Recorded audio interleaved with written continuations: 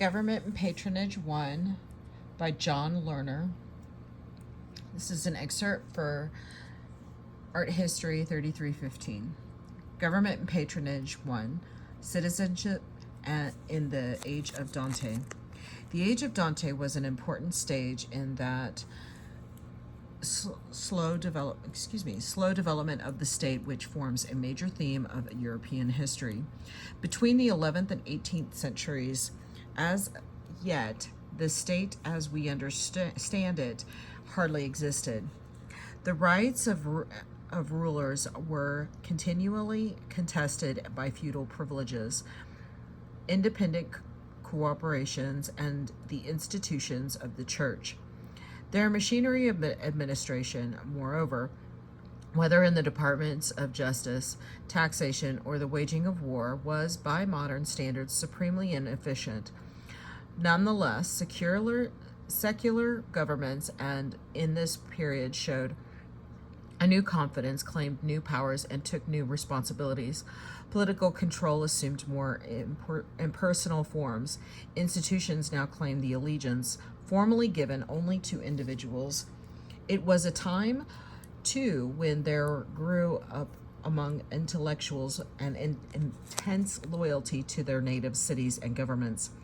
Influenced by the current philosophic concepts of Aristotle's ethics and politics, these men stressed the rights of the commune against the individual with an enthusiasm which has caused them to be characterized in our own age as Thomistic proto-Hegelians.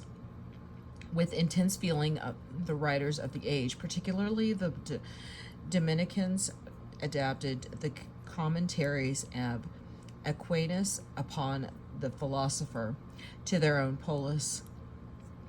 He who is not a citizen is not a man, for man is by nature a civic animal, says philosopher, unquote. The common good is without doubt to be preferred to the particular good, and the good of the multitude to the good of one person, unquote. So wrote the Dominican philosopher and preacher Remigo Girolami in his cell at St. Marie Novella in Florence. In the leading political treatise of the age, the defensor passus of Marsilio of Padua, 1324. These accents were somewhat muted. Marsilio was to warn against arbitrary power and to stress the rule of law, yet too saw the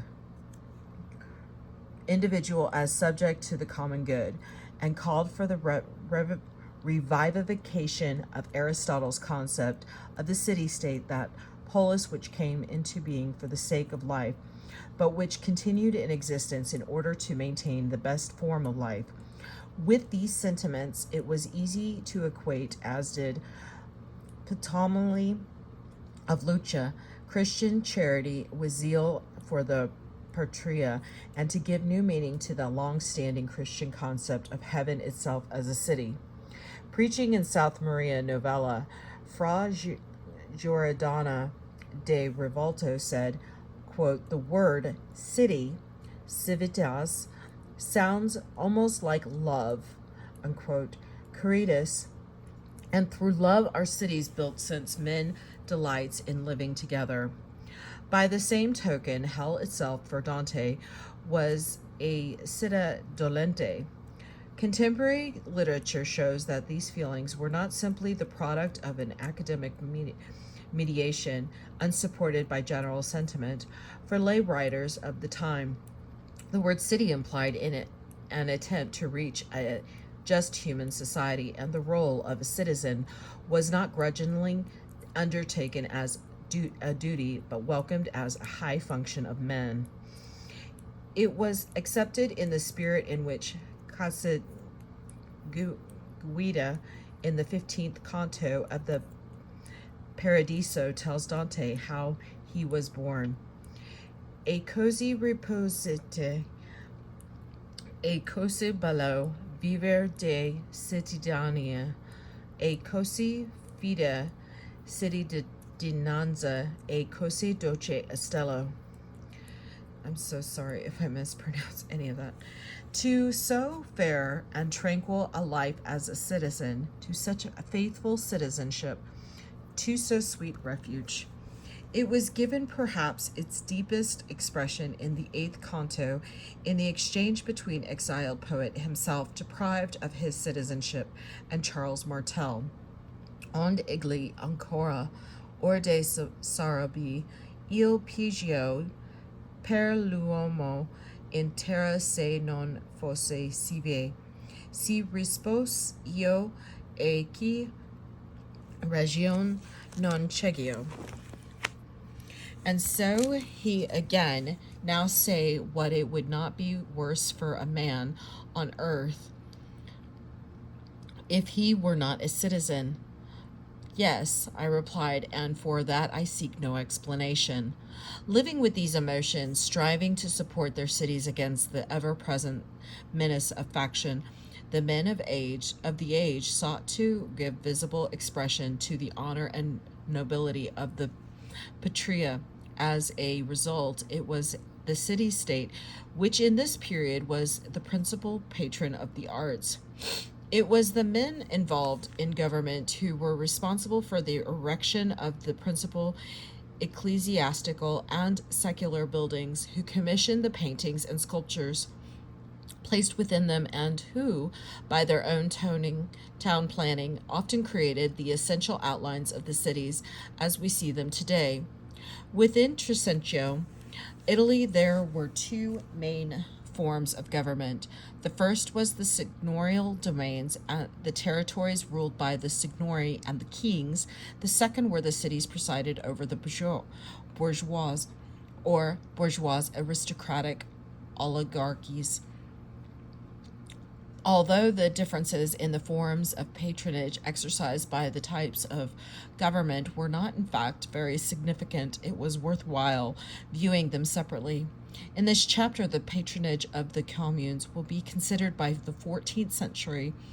The communes themselves were few enough in number for only Venice, Siena, and Florence, though not without intervals of seigneurial rule, survived as republics. Elsewhere, almost every city was swept by the tide, which was carrying Italy to one main governments.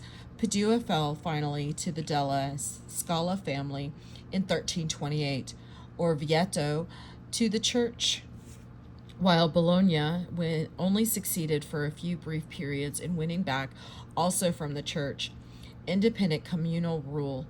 Where the commune survived, however, it offered the benefit of constitutions in which decision-making was based upon the free decision of political issues by the leading families within the city. One should not think of such constitutions as being democratic, for the majority of the citizens were excluded from participation in government, nor should one take at their face value their claims to embody liberty.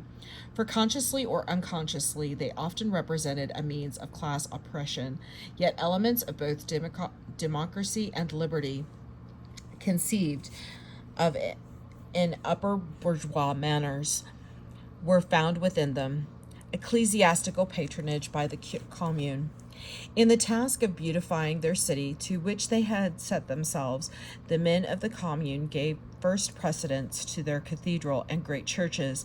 To ecclesiastics of that age, the cathedral stood as a symbol of the eternal Jerusalem. To the layman, it was more a mirror of their own holy city, a monument to its piety, a temple to the greatness of the commune itself. Here, where were preserved fragments of the battle wagons and standards captured from their enemies, and in it were portrayed in fresco the military leaders who had won glory for the town. It housed the images which in the past had brought good fortune to her politics, and the shrine of that saint who was particularly their own. That patron saint, who revered almost as a tribal god, brought prosperity to the citizens and defeat to their enemies. Here, civic and religious emotions, as today in Westminster Abbey, blended with disharmony. Accordingly, the communes from their earliest times had held themselves responsible for the building and maintenance of their cathedrals. From 1300 onwards, this concern was to lead the erection of the great cathedrals of Florence, Orvieto, and Arezzo, to the restoration of Lucca, and to the enlargement of the cathedral at Siena. There was, of course, some consultation with the bishop, but this was largely a formality. In all these towns, control was exercised by the commune through a board of works called Opera del Duomo. Generally, the opera was supervised closely and directly by the councils of the commune, and was held responsible not to the bishop but to the government, as the conciliar decree of Siena phrased it in 1310. It is evident to all that the office of the Lord's Nine should have care and solicitude and love for the opera of the Blessed Mary of our Virgin, and should concern itself with the conversation of its affairs, with curtailing useless expenses, and with accepting and preserving those things which may promote it. At Pistoia, the statues of the opera expressed the same sentiment in a less tactful way. Neither the opera nor masters of the opera shall subject to the care or ward of any ecclesiastical person. In Florence, the commune's authority over the cathedral was delegated to one of the great guilds, first to the cloth merchants, the Arte di Calamala, and afterwards to the Arte della Lana. The guild, it will be remembered, was here a major part of the governmental structure. The task and constitution of the opera varied from town to town, but that of Siena can be taken as fairly typical.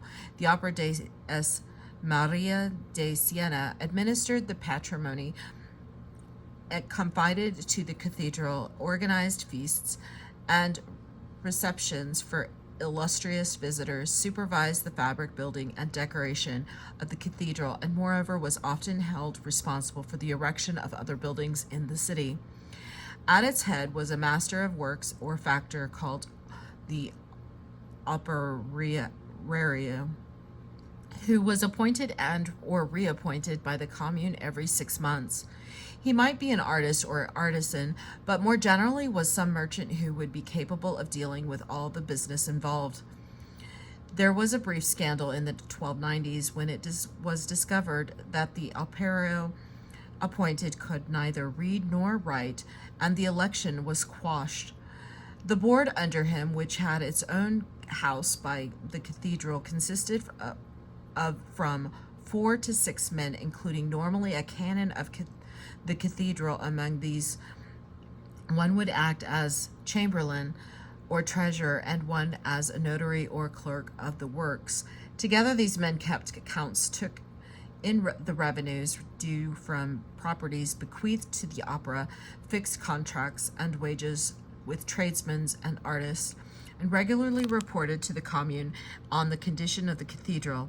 It was on their recommendation that the commune would appoint the Capamaestro or master builder, who was generally the principal professional executive of the work. In addition, they sought specialized advice by the appointment of ad hoc committees of tradesmen. But in all the business of the opera, it was the commune which was the final arbiter, and it was through the commune that the opera received almost all the money essential for its work. In the dispensing of money, the commune exercised the tightest control. In December 1308, for instance, the operario of Siena complained that his men went off at mealtimes to taverns or to their houses because they were not given wine on the cathedral site. And so he proposed that the opera itself should serve drinks to the masters and laborers, for they can't be expected to stay all day working away without drinking. But before the board could do even this, they first had to petition the Lords nine of the city for their consent. Again, when a general council of June 1369 authorized the expenditure of 100 florins by the opera, it insisted that the financial inspectors of the commune should supervise what was done with the money. All this was reasonable enough, since it was the commune which provided the financial backing for every aspect of the opera's activities.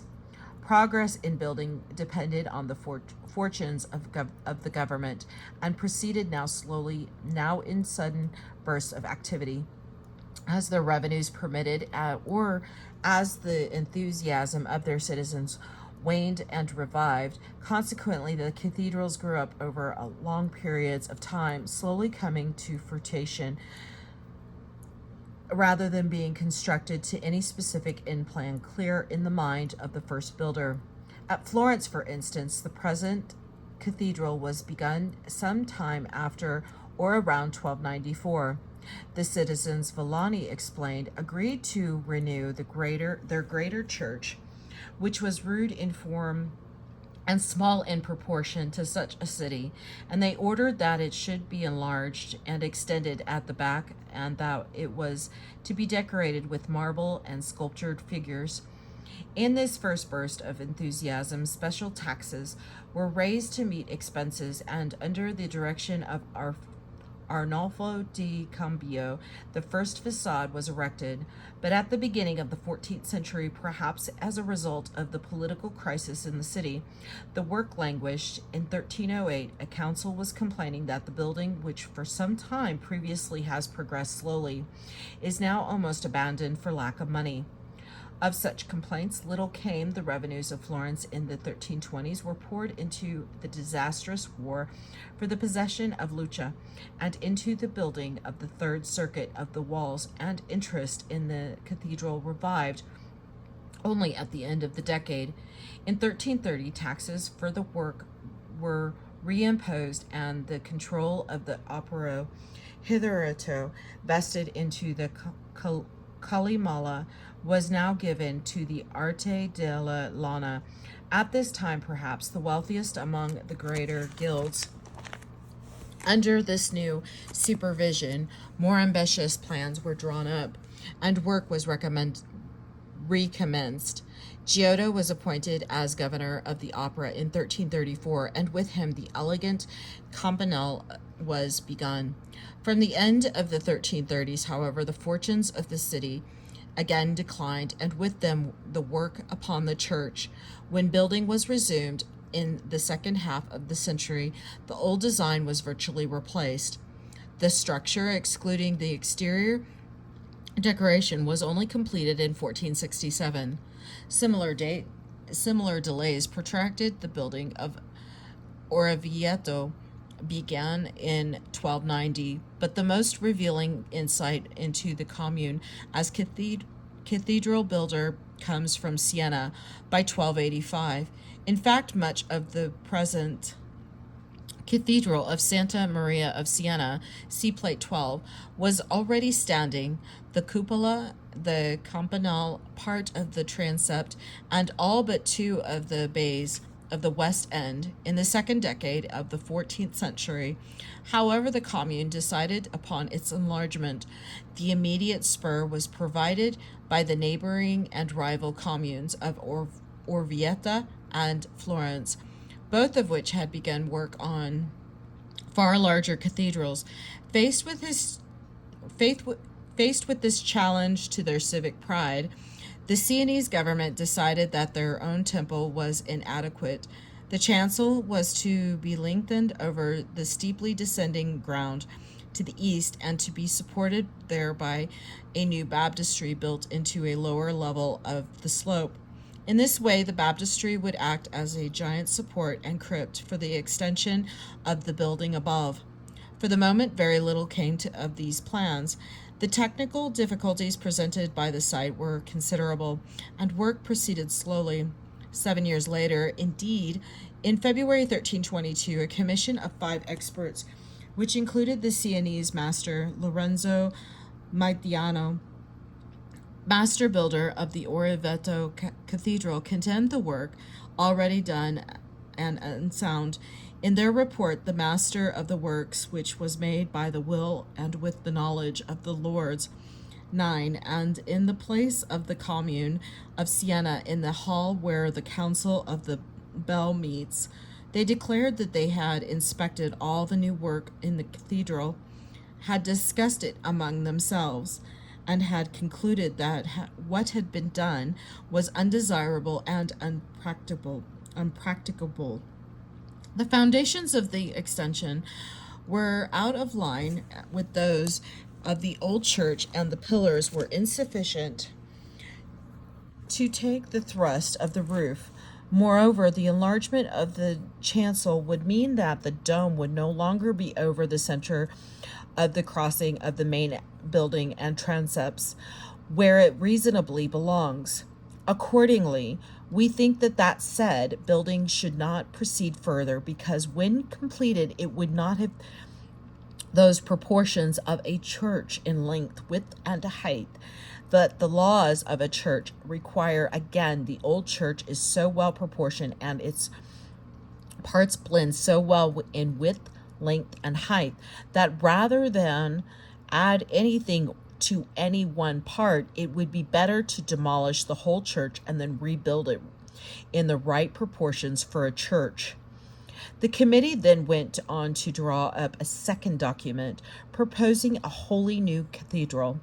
We advise that for the honor of God and of the Blessed Virgin Mary, His most holy mother, who ever was, is, and will be in future head of the city of Siena, that there should be begun and completed a beautiful, great, and magnificent church, which shall be well proportioned in length, height, and width, and in all those measurements which become a beautiful church, and that it should have all the brilliant ornamentation which is becoming and fitting to be to so great, honorable, and beautiful a church.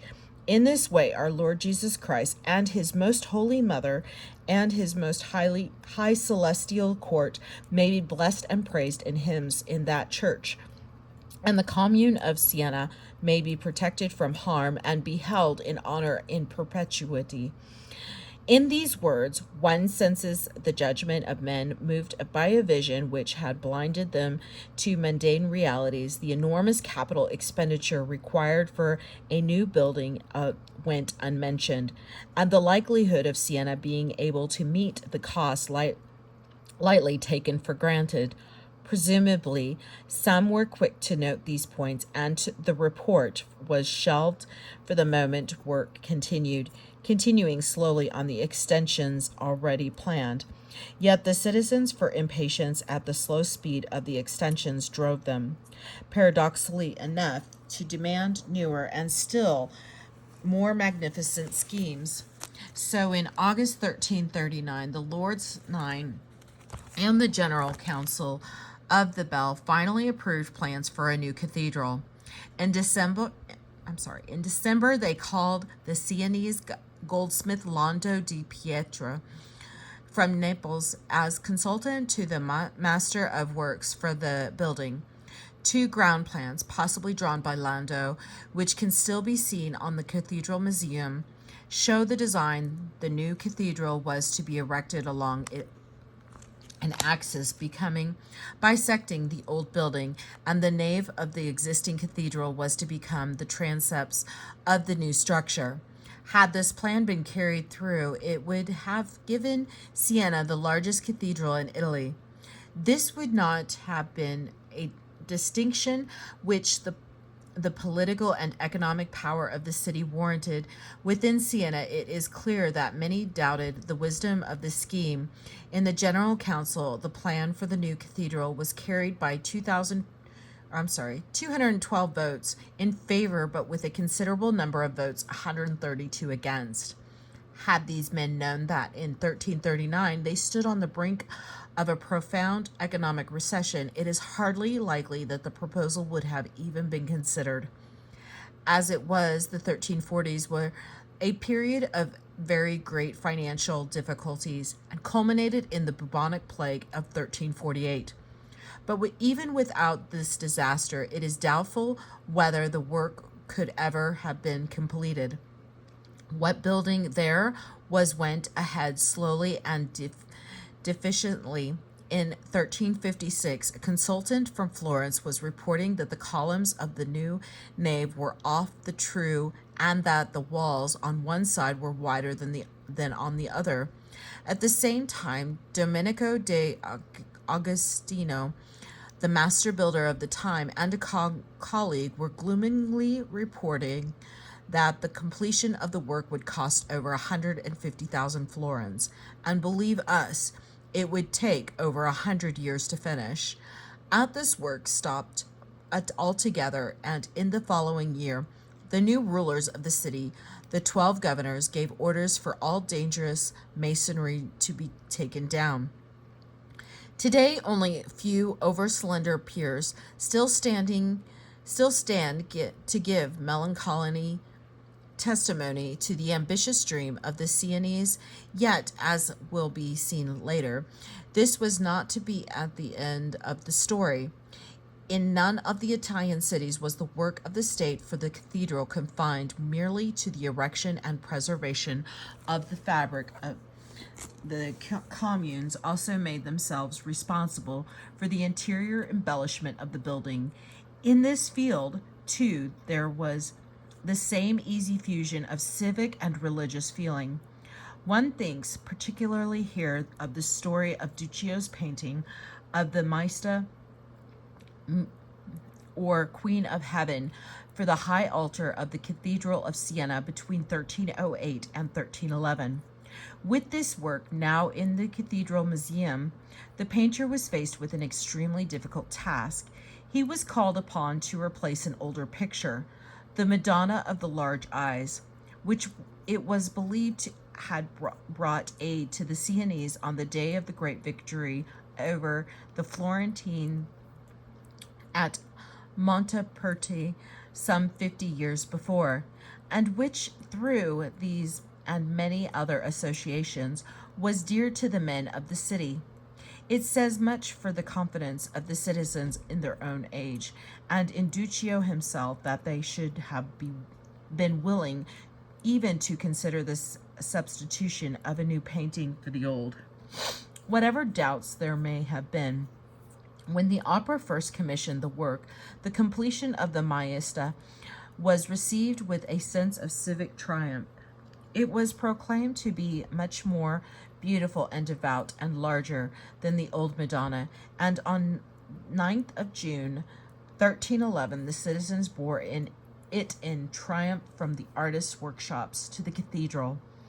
The exquisiture records note payments of pounds S 12.10.0 for trumpeters, flautists, and kettle drummers who performed on the occasion, while the scene itself, which Vasari inaccurately transposed the reception of Cimabue's Madonna in Florence, was described by a contemporary chronicler in these terms.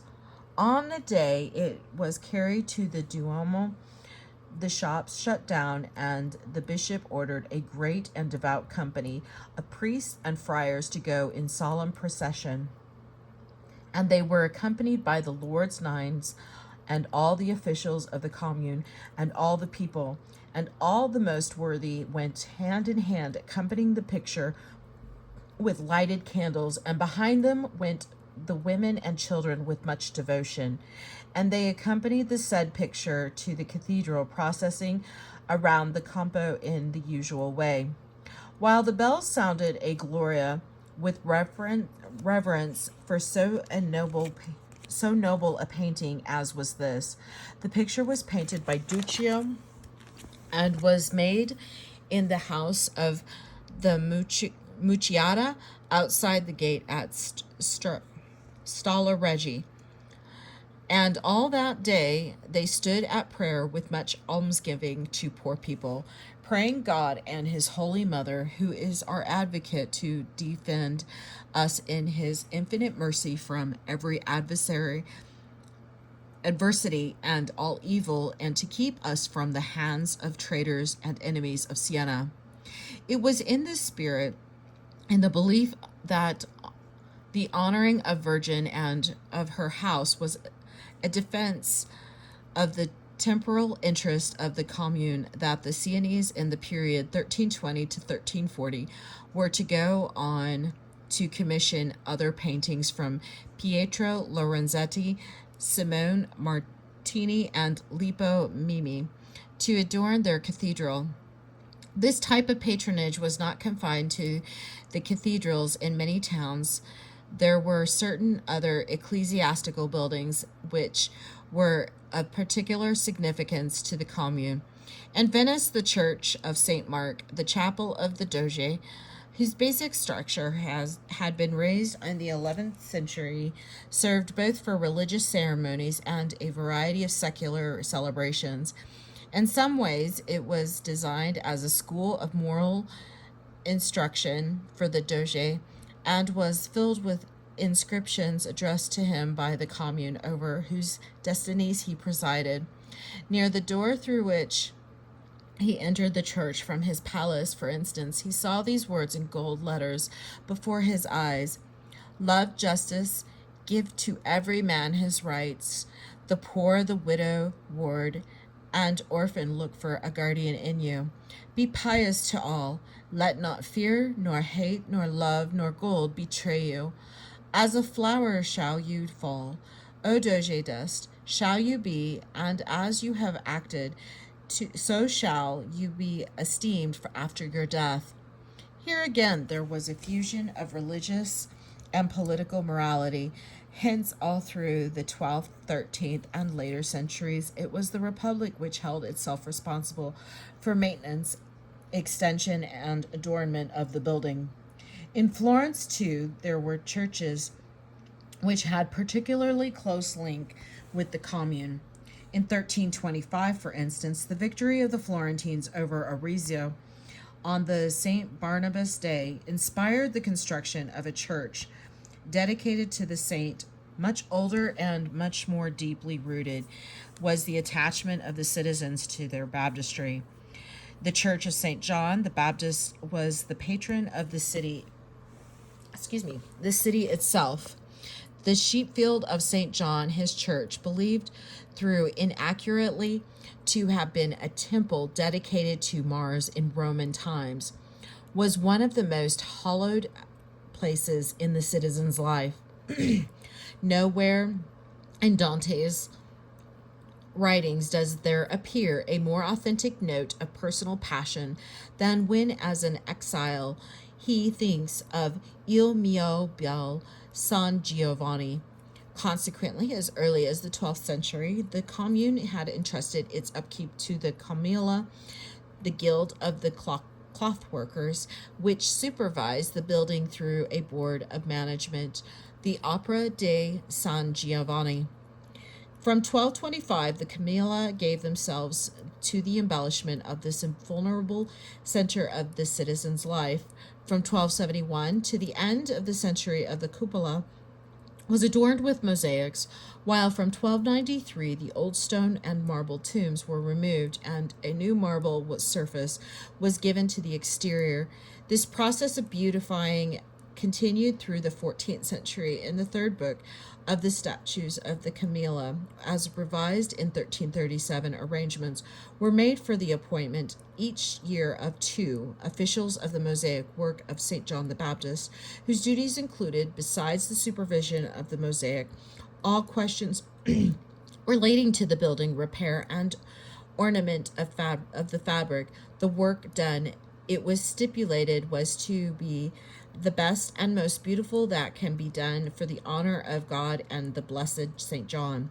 2 other men were appointed to maintain the carruccio, the battle wagon of the commune, and banners, while every January the consuls of the guild were to appoint 4 men who were to hold discussions with all on how the church might be best maintained, to the reverence of Almighty God and of his mother and St. John, and to the good state of the commune of Florence, and of the most pure guild of the Camilla, the members of the guild who were principal partners in large international companies, the Bardi, Peruzzi, Bonacorsi, Ascioli, and Belotti firms, pardon if I mispronounce, were ordered to use their influence at the papal court so that the baptistry should be free of all interference from the bishop or cathedral chapter, should remain under the control of the guild,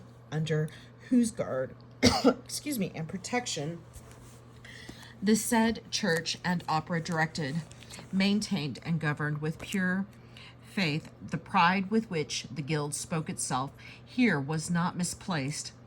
Between 1330 and 1336, it had supervised and financed the making of the bronze doors of Andrea Pisano, a work which Villani himself, at the time an official of the Calimala,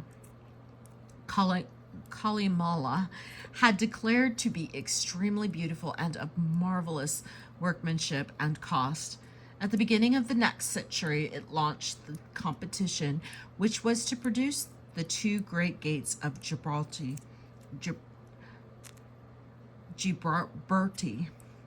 The interest of the communes were not confined to those churches in which their citizens had deep, specifically civic interests.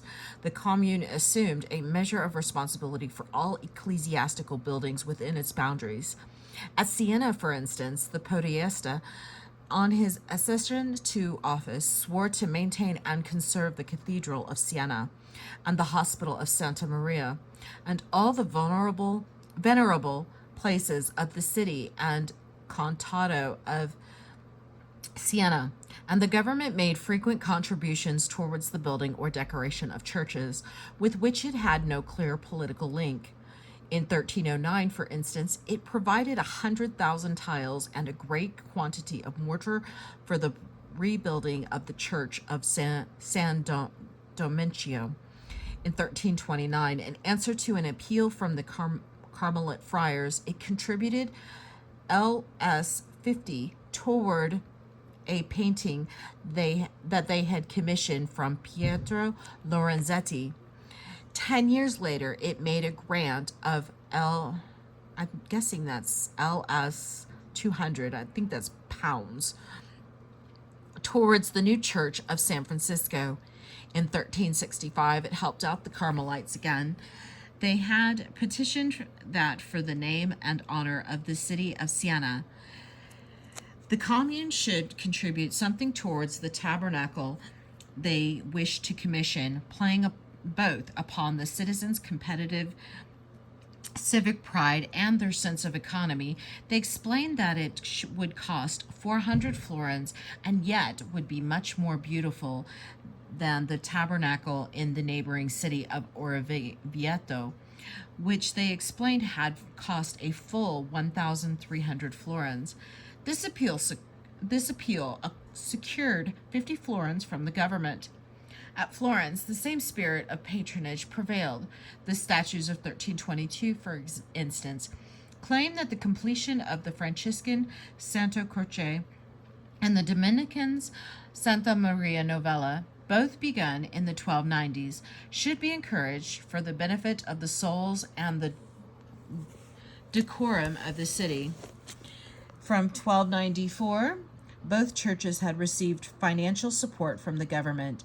Other churches which benefited were Santa Maria del Carmine, Santo Spirito, the Badia, the Annunziata, and Santa Trinita. Characteristically for Florence, this patronage was generally channeled through the guilds, who were severely made responsible for the opera of the various churches and hospitals.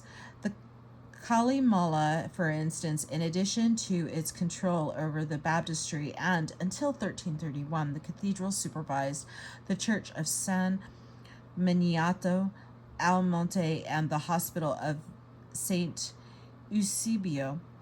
Similarly, the Silk Guild administered the building of Saint Michel in origin.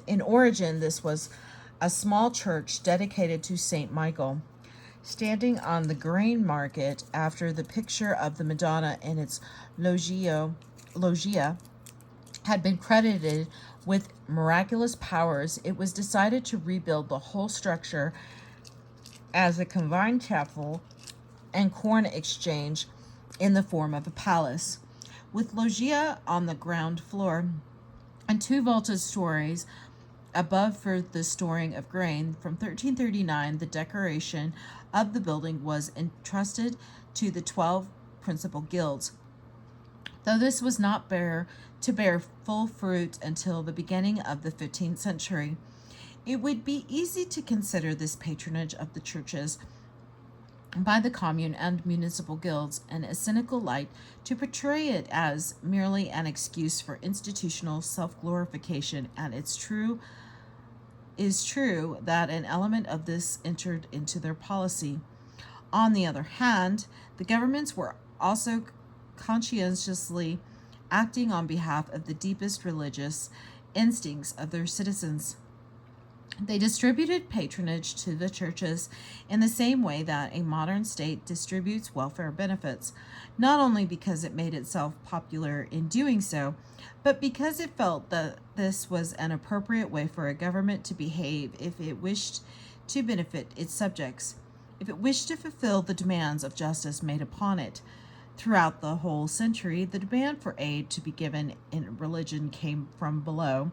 This can be seen, for instance, in the petition by which, in April 1389, some Sienese citizens appealed to their government to repair the campanile and to make Camposanto, that is to say, a place of burial in that form and manner as is found at Pisa, which is one of the most noble of things in Christianity that appertain to the church. Again, in the ponderous petition addressed to the Council of Siena in 1360, we read, "The glorious God is said to rejoice in the preaching of his saints.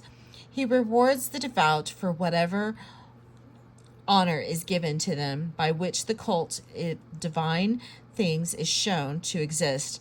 The Commune of Siena then should turn its mind to that form of devotion whereby the pictured representation of saints, especially the Virgin Mother of God, singular refuge of our commune, are celebrated at the crossroads of our city. In moralizing documents like this, one hears the voice of the people urging governments to carry out tasks which they can properly be asked to do.